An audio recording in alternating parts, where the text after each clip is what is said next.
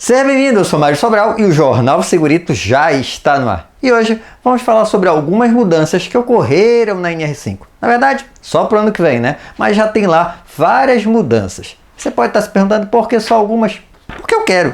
Vai dar muito trabalho eu falar sobre todas, resolvi falar só sobre algumas. Mas a gente faz outros vídeos, a gente tem a NR17 também, que mudou, então devagarzinho a gente vai falando sobre essas mudanças. Então, o primeiro item, 5.31, a CIPA tem por atribuições, aí entrou lá, olha, registrar a percepção do risco dos trabalhadores, aí tem tudo bem, em conformidade com o subitem 1533 da NR1, por meio do mapa de risco ou outra técnica ou ferramenta apropriada à sua escolha, sem ordem de preferência, com assessoria do SESMIT onde houver. Então percebe que a gente pode tirar o mapa de risco da jogada se quiser. Na verdade, você tem que ter alguma ferramenta, algum mecanismo para demonstrar a participação dos trabalhadores, para demonstrar a percepção dos riscos em relação aos trabalhadores. Eu lembro que numa empresa onde eu trabalhava ainda, na época ainda era OSAS 18001, e é o que a gente fez? Lá vai ter a planilha de perigos e riscos, né? Vai identificar os perigos, riscos, probabilidade, gravidade, tarará. A gente pegava isso e fazia junto com os trabalhadores, só que ao invés de usar essa planilha que era um pouquinho mais complexa, ela ficava disponível para os trabalhadores, mas a que ficava exposta assim, nas paredes dos pós-trabalho era uma planilha um pouquinho mais simplificada, onde tinha um problema, tá? E aí tinha um smile lá de verde, amarelo e vermelho com um sorrisinho, né? Se tivesse um sorriso, verde não era um problema, amarelo mais ou menos e vermelho com a cara triste. Então era mais fácil para o trabalhador entender, tá? E ali eu tinha a identificação, a percepção do risco do trabalhador. Então pode ser esse mecanismo ou, se quiser, mantenha um mapa de risco.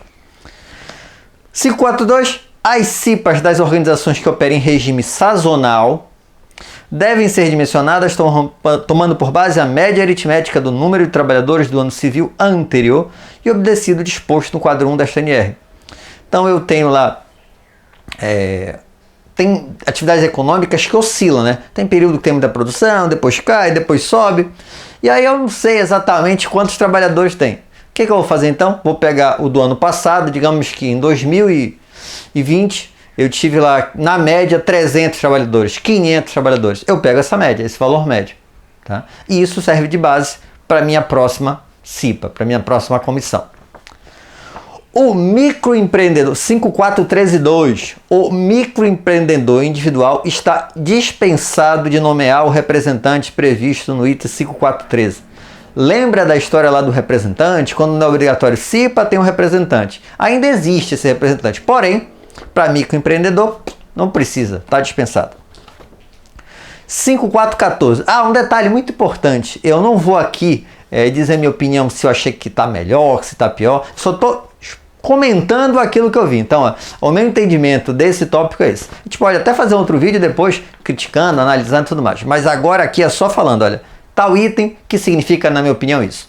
5414, a nomeação de empregado como representante da organização e sua forma de atuação devem ser formalizadas anualmente pela organização. Lembra do representante que eu acabei de falar? O representante continua existindo. Só que esse representante, a empresa vai dizer, olha, ele vai fazer isso e eu vou formalizar. Todo ano, é o fulano, é o Mário, vai lá formalizado anualmente, que é o fulano e o que ele tem que fazer. 5415. A nomeação de empregado como representante da organização não impede o seu ingresso na CIPA, quando da sua constituição, seja como representante do empregador ou como dos empregados. Então, você é representante agora, porque a empresa tem pouquinho funcionário, não era obrigatório ter CIPA. Só que aí passou, sei lá, um tempo, a empresa cresceu e agora precisa ter a CIPA, ter a comissão. Esse representante pode ser cipeiro, não é problema nenhum. 554.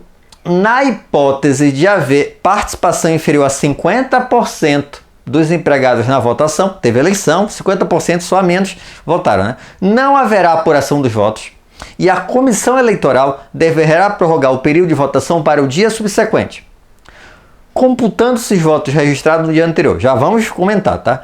A qual será considerada válida com a participação de no mínimo 1/3 dos empregados. Então o que vai acontecer? Fez a eleição, só teve menos da metade, votou. Para conta o que deu, menos da metade, continua no dia seguinte. No dia seguinte, continua a eleição, e você vai ver, se somando com o dia anterior, está dando pelo menos 1/3 dos trabalhadores. Deu 1/3, ok, vamos parar a eleição. Mas, constatada a participação, já no item seguinte, 5541, constatada a participação inferior a 1/3, você já prorrogou um dia e ainda ficou inferior a 1/3. Então, constatada a participação inferior a 1/3 dos empregados no segundo dia de votação, não haverá apuração dos votos e a comissão eleitoral deverá prorrogar o período de votação para o dia subsequente, computando-se os votos já registrados nos dias anteriores, a qual será considerada válida com a participação de qualquer número de empregados. Então, vamos lá. Fez o primeiro dia, só teve menos de 50%. Então, faça o segundo dia, continua no segundo dia. No segundo dia, teve menos de 30%. Continua no terceiro dia. No terceiro dia, quantos forem. Não precisa mais ser 1/3, tá? 5611. A critério da CIPA, nas microempresas e empresas de pequeno porte, grau de risco 1 e 2, as reuniões poderão ser bimestrais. Então, empresa de grau de risco baixo não precisa mais obrigatoriamente ser mensal a reunião. A gente pode fazer de 2 em 2 meses. Tá. 562. As reuniões ordinárias da CIPA serão realizadas na organização preferencialmente de forma presencial, podendo a participação ocorrer de forma remota.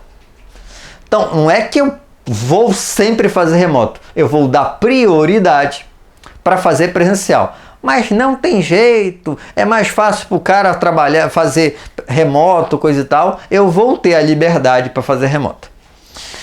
Que mais? Para cada reunião ordinária ou extraordinária, os membros da CIPA designarão o secretário responsável por redigir a ata.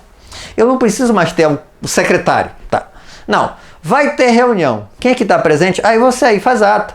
Aí vai ter uma outra reunião. Quem é que está presente? Lógico, pode ser sempre o mesmo?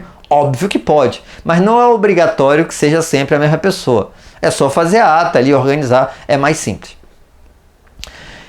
5671. Caso não existam mais suplentes, tá? Teve eleição, aí tinha lá tiveram aqueles eleitos, tiveram aqueles suplentes. Só que as pessoas pediram demissão, coisa e tal, saíram e aí não tem mais suplente. Caso não existam mais suplentes, durante os primeiros 6 meses de mandato, a organização deve realizar a eleição extraordinária para suprir a vacância, que somente será considerada válida com a participação de no mínimo 1/3 dos trabalhadores. Então você tinha lá, 10 cipeiros e sei lá quantos suplentes, só que esses suplentes todos foram utilizados. E agora eu vou precisar de suplente. O que eu faço? Passou 6 meses? Faço uma nova eleição. E nessa nova eleição tem que ter pelo menos 1/3 de participação dos trabalhadores. Em relação ao treinamento tem mudança forte, mas bora lá. Primeiro, o treinamento deve contemplar no mínimo os seguintes itens. E aí a maioria são iguais, mas tem um aqui que se destaca. Ó. Noções sobre a inclusão de pessoas com deficiência e reabilitadas nos processos de trabalho. Então esse é um item muito importante. Saiu a parte de AIDS, e eu entendo porque saiu, porque na época, a CIPA, a NR anterior é bem antiga, né? Naquela época era um boom de problema de AIDS. Não que não seja um problema ainda hoje, mas a gente tem vários problemas da área de saúde.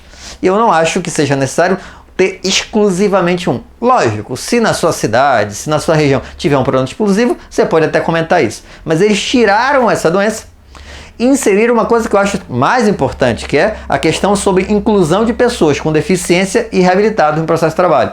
Tá? Então, a gente vai ter que passar a inserir no treinamento esses temas.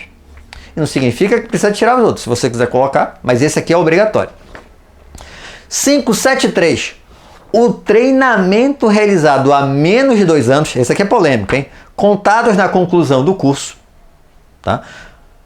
Pode ser aproveitado na mesma organização, observado e estabelecido na NR1.